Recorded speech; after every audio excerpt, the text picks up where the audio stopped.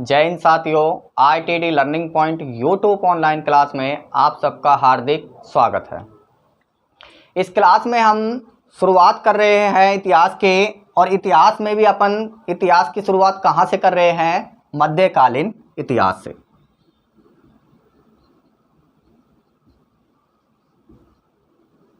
मध्यकालीन इतिहास से एक क्लास अपनी हो गई।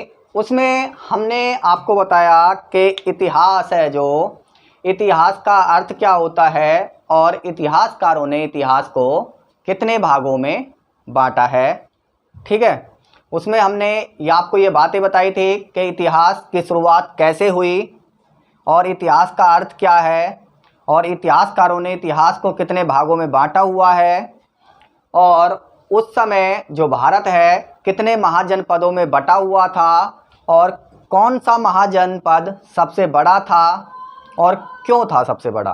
ठीक है, तो इतिहासकारों ने इतिहास को 3 भागों में बांटा: प्राचीन काल इतिहास, मध्यकालीन इतिहास और आधुनिक काल इतिहास। प्राचीन काल इतिहास है जो इसकी क्लासें हैं उसकी अपन अलग से क्लासें बनाएंगे। ठीक है, और अपन जो शुरुआत करेंगे आज, वो शुरुआत करेंगे मध्यकालीन इतिहास से, कि मध्यकालीन इतिहास की शुरुआत कैसे हुई, कहाँ से हुई। ठीक है, तो मध्यकालीन इतिहास में भी अपन मध्यकालीन इतिहास को भी देखते हैं कि मध्यकालीन जो इतिहास है इसमें हम सबसे पहले क्या पढ़ेंगे, उसके बाद क्या और उसके बाद क्या, इसको भी अपन क्रम से लेकर चलते हैं। ठीक है, तो देखिए मध्यकालीन इतिहास है जो, मध्यकालीन इतिहास में सबसे पहले पढ़ेंगे हम अरबों का आक्रमण। क्या पढ़ेंगे? अरबों का आक्रमण। महमूद गजनवी के बारे में पढ़ेंगे, मोहम्मद गोरी के बारे में पढ़ेंगे। ठीक है, अरबों का जो आक्रमण हुआ वो कब से शुरुआत है मध्यकालीन इतिहास की? तो 712 से लेकर 1206 ईस्वी तक अपन इन 3 पॉइंटों को पढ़ेंगे: अरबों का आक्रमण, महमूद गजनवी और मोहम्मद गोरी के बारे में। ठीक है, उसके बाद नंबर 2 पॉइंट है जो अपना, उसमें पढ़ेंगे अपन दिल्ली सल्तनत। दिल्ली सल्तनत के बारे में जानेंगे हम कि दिल्ली सल्तनत पर कितने शासक हुए। ठीक है, उसके बाद दिल्ली सल्तनत में भी हम जानेंगे कि दिल्ली सल्तनत पर कितने शासक हुए। ठीक है, जैसे सबसे पहले कौन सा वंश ने शासन किया दिल्ली पर, तो सबसे पहले हम बात करेंगे इसमें गुलाम वंश की।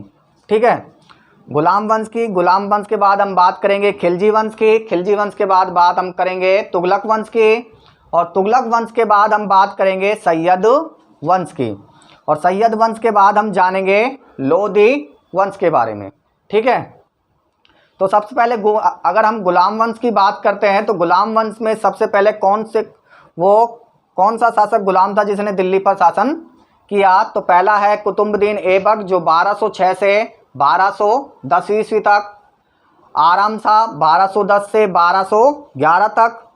उसके बाद है इल्तुतमिश 1211 से 1236 ईस्वी तक। रुकनुद्दीन फिरोज शाह 1236 से। ठीक है, उसके बाद है रजिया सुल्तान। तो रजिया सुल्तान है जो 1236 से 1240 ईस्वी तक। ठीक है, और ये क्वेश्चन भी आता है कई बार कि पहले महिला कौन थी जिसने शासन किया। ठीक है, तो रजिया सुल्तान थी वो। उसके बाद है बहराम शाह, अलाउद्दीन महमूद शाह, उसके बाद है नासरुद्दीन महमूद शाह। इस तरह अपन क्रम से गुलाम वंश में इन सब वंशों को जानेंगे। ठीक है, दूसरा है अपना खिलजी वंश। तो खिलजी वंश में अपन देखिए, खिलजी वंश में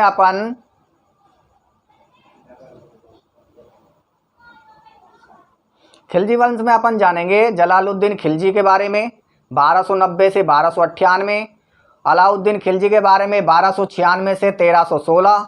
उसके बाद है कुतुबुद्दीन मुबारक शाह खिलजी के बारे में 1316 से 1320 ईस्वी तक। उसके बाद है नासरुद्दीन खुसरो शाह। ठीक है, इसके बारे में जानेंगे अपन। ठीक है, तीसरा पॉइंट है अपना तुगलक वंश। तो देखिए तुगलक वंश में सबसे पहले अपन जानेंगे गयासुद्दीन तुगलक के बारे में। उसके बाद है मोहम्मद शाह तुगलक, फिरोज शाह तुगलक, मोहम्मद खान तुगलक, गयासुद्दीन तुगलक शाह सेकंड, आबू बकर। ठीक है, नासरुद्दीन मोहम्मद, और हुमायूं, इनके बारे में अपन जानेंगे तुगलक वंश में। ठीक है, तीसरा है अपना सैयद वंश। सैयद वंश में अपन जानेंगे खिज्र खां के बारे में, मुबारक शाह के बारे में, मुबारक शाह के बारे में, उसके बाद है आलम शाह के बारे में। ठीक है, इनके बारे में, सैयद वंश के बारे में अपन क्रम से डिटेल से बातें करेंगे जब इनकी क्लासें आपकी होंगी। उसके बाद है लोधी वंश। लोधी वंश में अपन केवल तीनों के बारे में जानेंगे, बहलोल लोधी, सिकंदर लोधी और इब्राहिम लोधी के बारे में अपन जानेंगे क्रम से। उसके बाद अपन जानेंगे पॉइंट नंबर 3 मुगल काल वंश। ठीक है, तो मुगल काल वंश में अपन जानेंगे, मुगल काल वंश के बारे में अपन जानेंगे बाबर के बारे में, हुमायूं, अकबर, जागीर, शाहजहां, औरंगजेब, बहादुर शाह जफर, बहादुर शाह प्रथम। ठीक है, उसके बाद जादर शाह, इसके बारे में बातें करेंगे। तो देखिए इतिहास है जो, इन सब के बारे में अपन डिटेल से बातें करेंगे। और तो अपन आज जो क्लास आपकी जो होगी वो होगी अरबों का आक्रमण।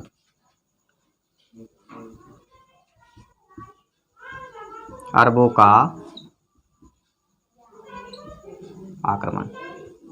ठीक है, अरबों का आक्रमण कैसे हुआ और किसने किया सबसे पहले। ठीक है, इनके बारे में हम जानेंगे। तो देखिए कि इससे पहले, अरबों के आक्रमण से पहले अपन बात करते हैं दो प्रांतों की। कौन कौन से? देखिए, एक तो सिंध का राजा दाहिर, सिंध का राजा दाहिर। ठीक है, एक अपन बात करेंगे इसी के पास में चच ब्राह्मण मण की। ठीक है, अब चच ब्राह्मण का जो प्रांत था इसका भी विस्तार में फैला हुआ था और इसी के पास में था सिंध, और सिंध का राजा कौन था? दाहिर। ठीक है, अब जो सिंध का राजा दाहिर था ये एक हिंदू कट्टर था। ये केवल हिंदुओं के बारे में ही और हिंदुओं की एक प्रांत बनाना चाहता था कि केवल उसमें हिंदू ही रहें और कास्ट ना रहें। ठीक है, तो ये क्या करता था, जैसे बौद्ध लोग हुए, ठीक है, जैनी लोग हुए, उसके बाद और कोई भी लोग होते थे और इसकी सीमा में अगर वो घुसते थे या इसकी सीमा के अंदर आते थे तो उनको मारता था, पीटता था, दंडित करता था। ठीक है, तो ये केवल अपन कह सकते हैं कि एक हिंदू कट्टर जो राजा था वो कौन था? राजा दाहिर, जो सिंध का था। ठीक है, इसी के पास में था चच ब्राह्मण का प्रांत। तो इसने क्या किया, चच ब्राह्मण को मार दिया और मारने के बाद इसको भी अपने प्रांत में मिला लिया। ठीक है, जो चच ब्राह्मण का ये प्रांत था, ठीक है, इसको भी अपने प्रांत में सिंध में मिला लिया और उत्तर भारत तक इसका अपना प्रांत हो गया। अब होने के बाद क्या था कि ये जो कोई भी आता इसकी सीमा के अंदर या इसके क्षेत्र के अंदर आता था तो ये उनको मारता, पीटता, दंडित करता था। ठीक है, तो अपन कह सकते हैं कि जो हिंदू कट्टर एक राजा था वो कौन था? ये था राजा दाहिर। ठीक है, इसके साथ साथ होने के बाद अब इसने अपना उत्तर भारत तक इसने अपना प्रांत को बढ़ा लिया और सीमा और जो इसके सैनिक थे उनको भी अपना बढ़ा लिया और खुद पर एक हिंदू राष्ट्र बनाने का प्रचार करता था। ठीक है, अब बात करते हैं, इसको यहीं पे रोककर बात करते हैं अरबों के आक्रमण की। तो देखिए, अरब की अगर बात करें तो अरब बिना उर्वरक वाली भूमि या बिना बंजर भूमि आप कह सकते हो। ठीक है, अरबी लोगों की वो उनका शासन क्या, उनका कार्य क्या होता था? तो उनका जो कार्य हुआ करता था, जो उनका कार्य या तो उनका कार्य हुआ करता था व्यापार, ठीक है, या पशुपालन। पशुपालन क्यों? क्योंकि वहां पर बिना उर्वरक वाली भूमि ज़्यादा थी तो ये कार्य क्या कर सकते, पशुपालन कर नहीं सकते, कृषि ये कर नहीं सकते, क्योंकि उनके लिए तो उपजाऊ वाली भूमि चाहिए ना। तो इनका जो मेन कार्य हुआ करता था अरब के लोगों का, वो कार्य हुआ करता था क्या, व्यापार करना। ठीक है, इनका जो कार्य हुआ करता था व्यापार करना, दूसरे देश जाना, वहाँ पर कार्य करना और कार्य करने के बाद वापसी अपने देश लौट आना। ठीक है, और जो जैसे अरबों का जो कोई भी राजधानी हुआ करती, जैसे कोई राजधानी है या मुख्यालय हुआ करता था, वो कौन सा हुआ करता था, वो हुआ करता था सऊदी। ठीक है, सऊदी अरब, वहीं पे एक बैठा करता था मुखिया सऊदी अरब में ही, और इनका मुख्यालय भी या राजधानी आप कह सकते हो कहाँ था, सऊदी था। ठीक है, अब मोहम्मद साहब की मृत्यु के बाद, मोहम्मद साहब की मृत्यु के बाद इनका जो एक सर्वोच्च पद बनाया गया, एक मुखिया बनाया गया, वो क्या बनाया गया, वो मुखिया बनाया गया इनका, वो पद बनाया गया खलीफा। कौन सा पद बनाया गया, खलीफा। इस पद को एक महत्व दिया गया क्योंकि जो सबसे बड़ा पद होगा वो क्या होगा, खलीफा, और खलीफा की ही सबको बातें हैं जो माननी होंगी, क्योंकि मोहम्मद साहब के बाद जो ये इस्लाम धर्म था दो भागों में विभाजित हुआ। कौन कौन से में, शिया और सुन्नी में। देखिए गौर से, शिया और सुन्नी में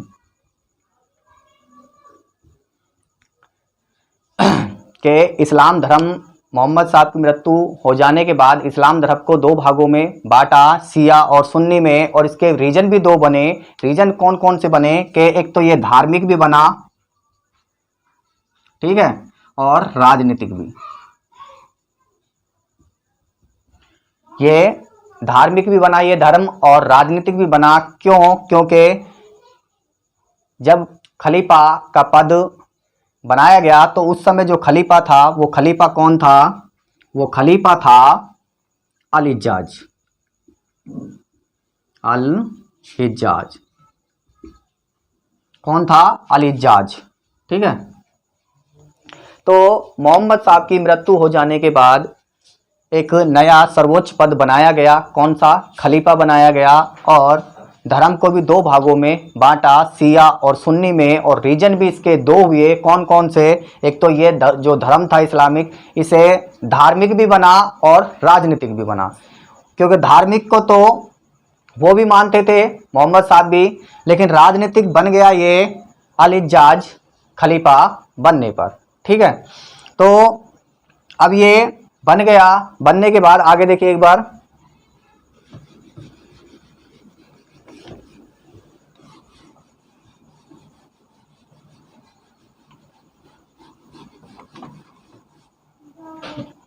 देखिए इनका पद बना खलीफा।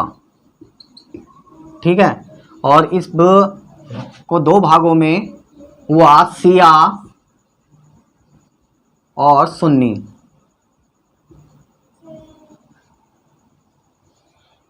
ठीक है, और धार्मिक और राजनीतिक बना, और उस समय जो खलीफा बना था वो कौन बना था, अल हिज्जाज, अल हिज्जाज। ठीक है, उस समय जो खलीफा था कौन बना, अल हिज्जाज खलीफा बना। अब इनका व्यापार का कार्य अच्छा चल रहा था, क्योंकि वहाँ उर्वरक वाली भूमि थी नहीं, तो ये दूसरे देश जाकर अपना व्यापार करते थे, जैसे लौंग का और काली मिर्च वगैरह, इनका व्यापार करते थे ये। ठीक है, तो एक अब अल हिज्जाज एक बार किसी दूसरे देश से व्यापार कर कर आ रहे थे, और सिंध के राजा दाहिर, सिंध के राजा दाहिर, दाहिर के क्षेत्र के पास, ये समुद्र के किनारे जा रहे थे अल हिज्जाज अपनी सभी लोगों के साथ जहाज के सहायता से। ठीक है, तो होता क्या है, होता ये है कि अल हिज्जाज को यहाँ पर लूट लिया जाता है, इसका पैसा वगैरह सोना चांदी वगैरह लूट लिया जाता है। ठीक है, अल हिज्जाज का। तो अल हिज्जाज को पता लगा कि जो ये क्षेत्र है जहाँ पे ये वारदात हुई है, ठीक है, तो ये किसके है, तो ये सिंध के अंतर्गत आता है, ठीक है। तो मुझे राजा दाहिर के पास चलना चाहिए और उनसे कहना चाहिए कि आपके क्षेत्र के अंदर मुझे लूटा गया है और मेरा लूटा गया माल वापसी दिलवाओ। तो ये क्या है, अल इज्जाज जाता है किसके पास, राजा दाहिर के पास।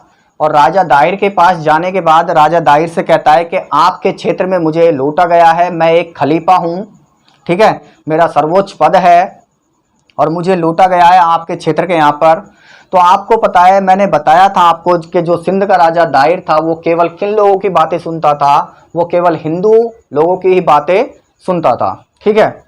अब वो हिंदू लोगों की बातें सुनता था ना, तो इसको अच्छे से बातें की और बोल दिया कि मैं किसी की बातें नहीं सुनता, केवल हिंदुओं के अलावा।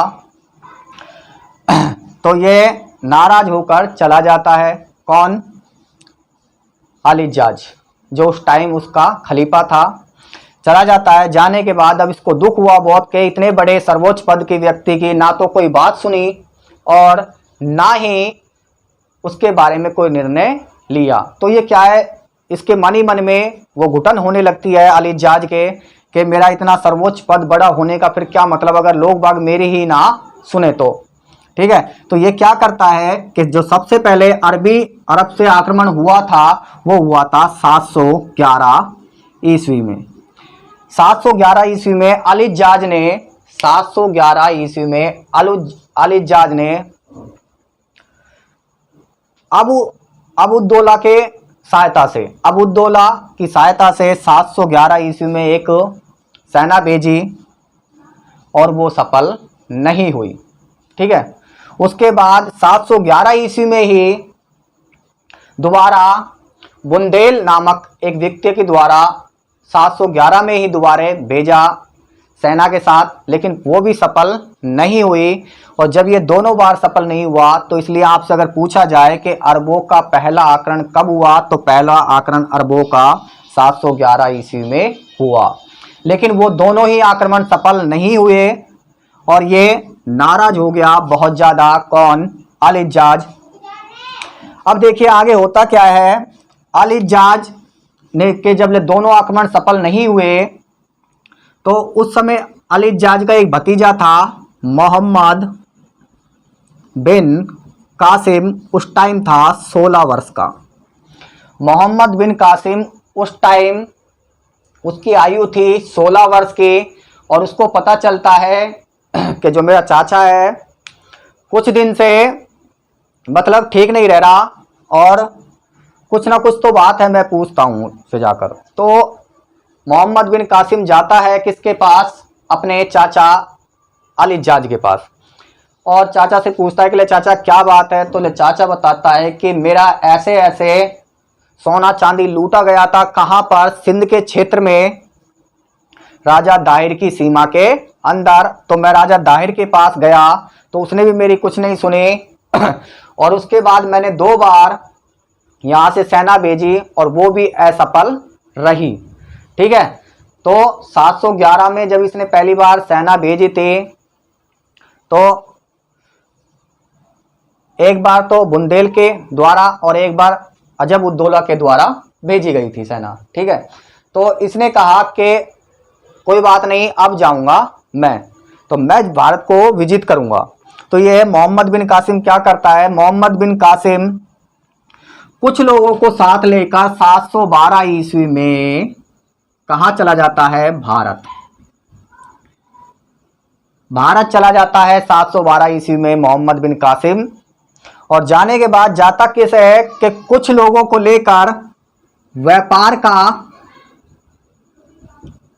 रीजन लेकर, क्योंकि ये चालाक था, ये बच्चा जो था ये चालाक था और चालाक के साथ बुद्धि भी ज्यादा थी। तो इसने क्या किया कि पहले मुझे रीजन देखने हैं कि क्यों जो सेना भेजी गई थी वो असफल रही और मुझे वहां पर जाकर एक व्यापार के थ्रू मुझे वहां पर देखना है कि कैसे उसको हराया जाएगा, किसको, सिंध के राजा दाहिर को, ठीक है। तो वहां पर जाता है 712 ईस्वी में और जाने के बाद वहां पर देखता है कि जो सिंध का राजा दाहिर है वो हिंदू कट्टर राजा है, वो किसी लोगों को नहीं सुनता, ना बौद्ध ना जैनी और कोई लोगों की सुनता ही नहीं है वो हिंदुओं के अलावा। तो इसने क्या किया, जो मोहम्मद बिन कासिम था, इसने जितने भी लोग राजा दाहिर जिन लोगों से चिढ़ता था, जिन जातियों से चिढ़ता था या बौद्ध जैनी इनसे सबसे दूर रहता था, उन्होंने क्या किया, मोहम्मद बिन कासिम ने उनको अपनी साइड मिला लिया। क्योंकि आपको पता है कि घर का बेदी लंका डाहे। तो जो राजा दाहिर के खिलाफ थे उनको उसने अपनी साइड कर लिया और कहा कि इस राजा को कैसे हराया जाएगा। अगर ये राजा, अगर अपन युद्ध करते हैं और ये हार जाता है तो मैं यहाँ पे आपको किसी एक व्यक्ति को यहाँ का राजा बना दूंगा और मैं चला जाऊंगा। ठीक है।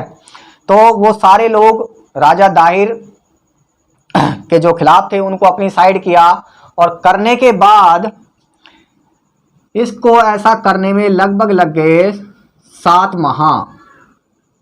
ठीक है।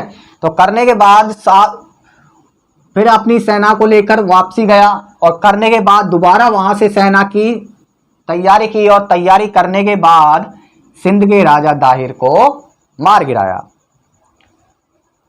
सिंध के राजा दाहिर को मार गिराया, और मारने के बाद सारे सिंध पर पूरा राज्य कर लिया। अब उसके बाद राजा दाहिर का एक पुत्र था जय सिंह। राजा दाहिर का एक पुत्र था जय सिंह, जो कहां भाग गया, ब्राह्मणाबाद।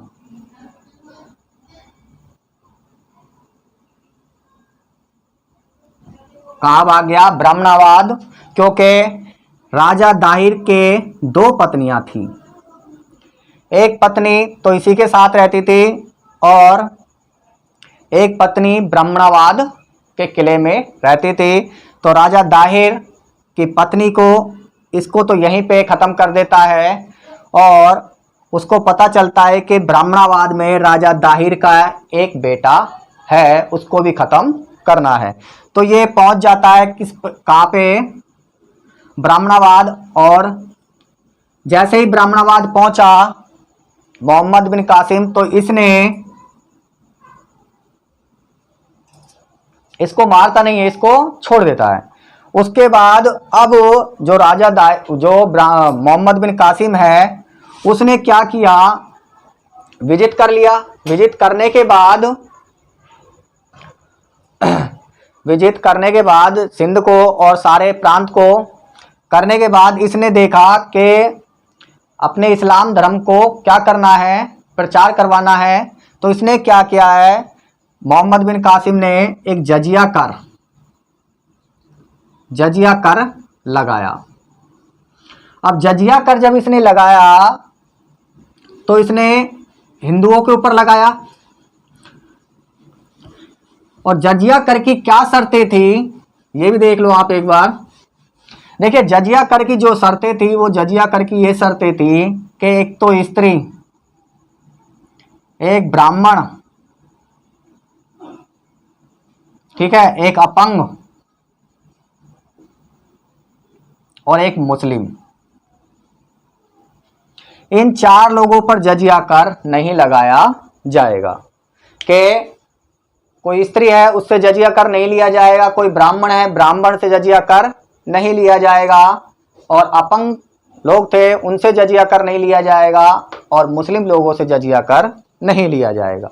तो इन 4 लोगों से जजिया कर नहीं लिया जाएगा, बाकी सब लोगों से लिया जाएगा। और जो व्यक्ति अगर इस्लाम धर्म को कबूल कर लेता है, जो व्यक्ति इस्लाम धर्म को कबूल कर लेता है तो उससे भी जजिया कर नहीं लिया जाएगा।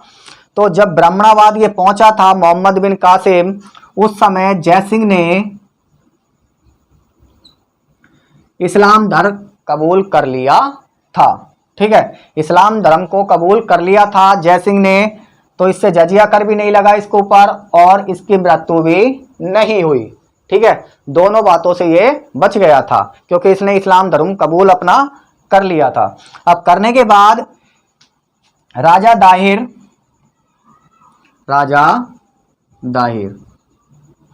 अब उस समय जब मोहम्मद बिन कासिम आया था, मोहम्मद बिन कासिम उस समय खलीफा कौन था? उस समय खलीफा था अली जाज। कौन था? अली जाज था। लेकिन इसके पीछे से ये तो भारत को विजित कर लेता है, लेकिन पीछे से इस अली जाज की मृत्यु हो जाती है, और मृत्यु हो जाने के बाद दूसरा जो खलीफा बनता है वो बनता है सुलेमान।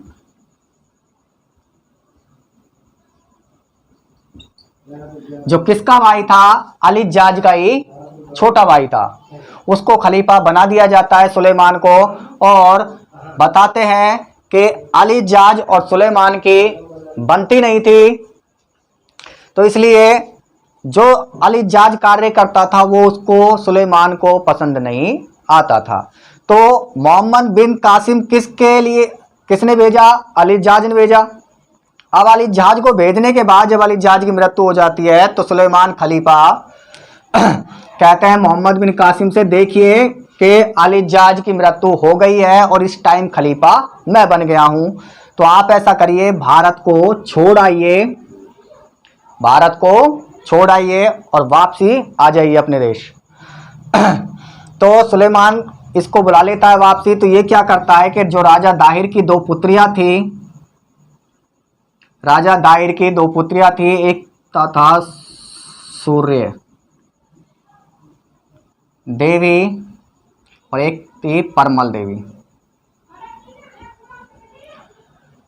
तो क्या करता है मोहम्मद बिन कासिम, इन दोनों लड़कियों को ले जाता है कि खलीफा को भेंट करनी है। तो ये क्या है, जब भी कोई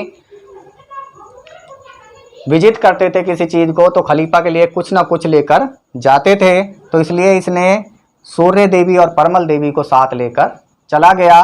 कौन? मोहम्मद बिन कासिम। किसके लिए? सुलेमान खलीफा के लिए। ठीक है।